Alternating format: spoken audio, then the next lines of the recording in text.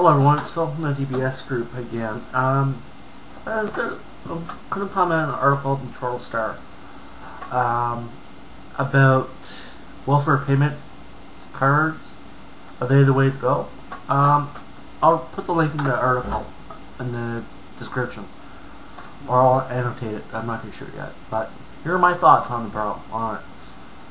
As someone who knows people who are on Ontario Works or have been on Ontario Works, and as someone who was after he, for a little while, a few years ago, who was Ontario Works, the system doesn't provide enough funding for people, especially single people anyways, and families. It's ridiculous. They don't give you the funds that people get are not enough to get better, get back on their feet, help them back on their feet. So, what can I say about this? I mean, are these payment cards a good idea? In some cases, yes, they are. If the people have drug addiction issues or substance abuse issues, like alcohol or whatever, those cards would be great for these people so they can clean up their act, get better. Part of the program, the Ontario Works program, that's with Ontario anyways. I'm not talking about the country, but I mean those cards would work, I think, with certain people. Not everybody, like people, there's some people out there that just have hit a stretch of bad luck, that they want to try to get back on their feet. Tourists a good thing, it helps them out a little bit. But these issues, like like in Ontario right now, for a single person, it's $592. It's actually up from what it was before. It went up, I think, on December 1st. It went up to $592. Is that enough money for somebody to live off of for the month? You look at rent. The average rent is about, you're looking for a one-bedroom or a bachelor's, about $600. It's about that a month. If you're lucky, it's all inclusive. So they can basically just afford rent. They can't afford food, transportation stuff, entertainment like that. Personally, if I was on Ontario Works, I need internet. I need to get to look for work. I don't want to go to the library, go to that. Such a hassle. To go do stuff, but it's something that needs to be done. It needs to be done. I go to the employment center and find that way. But I do a lot of work. I do a lot of work from home too, so I need a computer to do that work, internet to do the work. So would need the internet to do a lot of the work, like this project, for example. Do I pay for it? Not yet. Do I tend to get paid for it? Eventually, yes, I do. If I want this out, start getting the videos out, start getting the views, all that. But on this issue, $592 for a single person, is that enough? Really? No. Cost of living now is close to a month. Minimum should be $1,000, $1,100 a month for a single person. That includes rent. That has the rent included, food, transportation, your necessities, and a little bit extra there so that you don't go crazy. Literally, as soon as me, I get out every so often. I do get out quite a bit, but I go for walks, the camera, take my pictures, have for my relaxation. But with this amount they give, more so in Ontario anyway. I'm not talking about the other provinces. I'm not sure the numbers in other provinces, but $592, like for me, okay, $400 gross rent, at least need $100 and almost $200 for the month for food, other things, food and that. I mean, yeah, sure, I can live off that food, but why? I mean, that's not being healthy. I mean, that gets me fruits, that gets me some vegetables, a lot of processed food, not healthy food, some not healthier foods. They're processed foods. Like I'm a meat person. I need my meat. I need my beef. I need my steaks every so often. So I do that. I do a lot of cooking at home. Now, especially now, I do a lot of cooking at home. Makes us very special dishes. Very difficult dishes that need certain meat ingredients, very expensive ingredients. Beef Wellington's one. If you do a proper beef Wellington, you need a nice cut of beef. But I like my seafood. I need my meats. So what's the main issue here? Are these? I mean, a lot of people on OW, they're not drug addicts or whatever, as some people think. They're not. I'm not.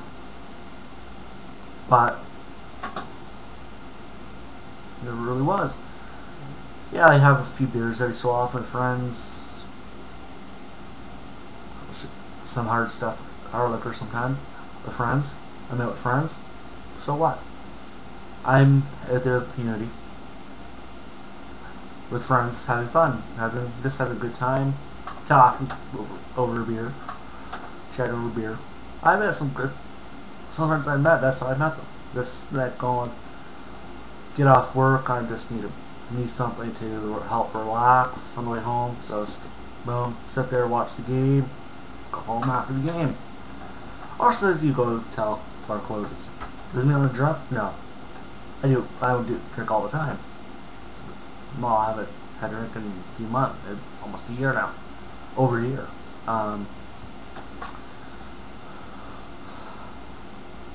But I know when to control it. I know when to say yes, when to say no, and sometimes, yeah, well, shit happens, mistakes. But with these cards, I mean, everybody is not right. I have a bank account. The issue is some people don't have bank accounts. I lose 3% of it, which is a good almost. What? That's lose quite a big percentage of it. It's almost like $100, 200, $150 in some cases, depending on the amount. Sometimes it's $300, $400, depending on the amount. These check cashing places. So these e-cards, these cash cards, as you call them, where should they be allowed to be used? I say grocery stores, convenience stores, and for only certain items, like milk, bread, coffee, tea, milk and bread, stuff like that. No smokes, no alcohol. I mean, that's a reasonable exception. Reasonable to me. But I have bank accounts, so I can get my money out. So these guys, but they should be allowed to get the money out. The rent should, and with people on these, the rent should go directly to the landlords, right from the offer. Sent via check to the landlords, because of course, landlords don't have bank accounts for the building or the house or wherever they're renting out. They have bank accounts. So if it's in their house, they have bank account, pay their mortgage and all that. So money can go right to them, check sent to them. They can deposit the check on their account. I guess the issue of the rent being paid out of the way. Personally, I mean, if you apply for Ontario Works, here's what I think. Your rent is, let's say, $800 a month. That's cheapest as you can find it's available. You work part-time. You work maybe 15 hours a week. Okay, well, how you gonna, and you're working for $10 or $150 a week, maybe $10 an hour. It's $150 a week. So every 2 weeks you bring in $300. How's that? I mean, so 4 weeks bring in $700 a month. So you can't pay your rent with that. Ontario Works comes in, boom, they give you this. Your work is what, 800? So you have 500. So you have your transportation, all that. But what Ontario Works should do is they should basically pull the full amount goes to your rent. So you have that take. Your stream is what you earn at your job. They shouldn't take money. If you make $600 a month, they should leave your amounts literally, because that's all you could really have. Your work, at least your work. Does it happen? No, it doesn't happen. I know people that they work about 15, 16 hours a week, but they work a bit more. They work being paid a bit more. Until your work starts like, okay, oh, they're making this much money, so boom, boom, boom. Well, look at the guy's rent, the person's rent. You can tell them they have to move because their rent's too high. That's not right. I mean, that's the best they could find. That's the best they could find. That's the cheapest they could find. So you're going to penalize them for not being able to find, wanting to have something they don't have to share anything with. They want their privacy. I shouldn't be punished. People should be punished for that. So, I mean, cost of living, literally, I'm going with this. Cost of living. Now, I mean, like I said, average rent now for a bachelor would be about $600, $700 in that area apartment. One bedroom or a bachelor would be $700, $800 the lower end for some of these apartments. Is about average for these some apartments now. But okay, so you only get $592, $700. We'll say the apartment's $700, rent $700 for the month. You get $592, so you're going to be short $108 a month. So you're looking at almost $1,200 a year, almost $1,300 over a year that you have to take out of your pocket. You have to work from work. So I mean, to finish the rent. So you're going to be short. Like I said, you're going to be short $108 a month if you're only going to risk paying rent. Okay, my case, if that was my case situation, it's like $592, rent $700 for the month, $108.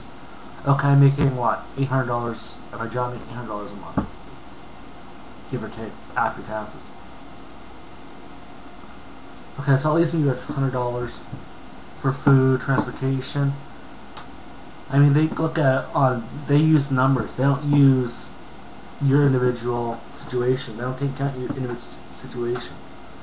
Let's say, okay, if I was on OW, let's say I lived in Parkdale.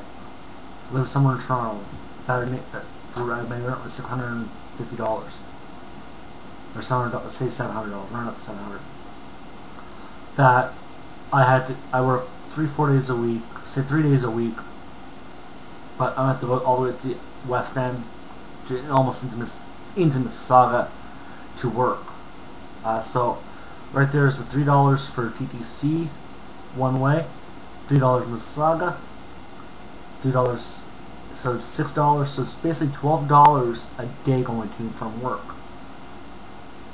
That's not including like me any coffee on the way into work. So I work overnight, so I need coffee. I grab something to eat on the way into work. So just a quick bite. If you sleep during the day, you're not gonna have time to really get up, cook your dinner, boom.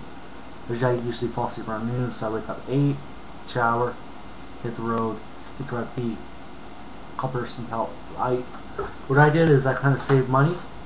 What I would do is I would find work. So I was able to save. You'd be able to save money, at least the $6 a day. So you only pay about $6 a day. So you're cutting your transportation in half. There's ways to save money. So you have a bit more to do. Say, okay, you need this. I'm a big reader, so I have a nice library. So any money I saved from the transport, I was able to pick up a couple books here and there on whatever ish topic. Richard Marcinko is one of the big ones I read. But these cards, I mean, they shouldn't be allowed to buy alcohol. Smokes, yeah, that's kind of iffy with me, but they shouldn't allow it to be anything individually or anything like alcohol or controlled substances, stuff like that, shouldn't be on the card. They'll have to be picked up. So on that note, I'm going to say have a good day. Thank you for watching, and hope you enjoyed it.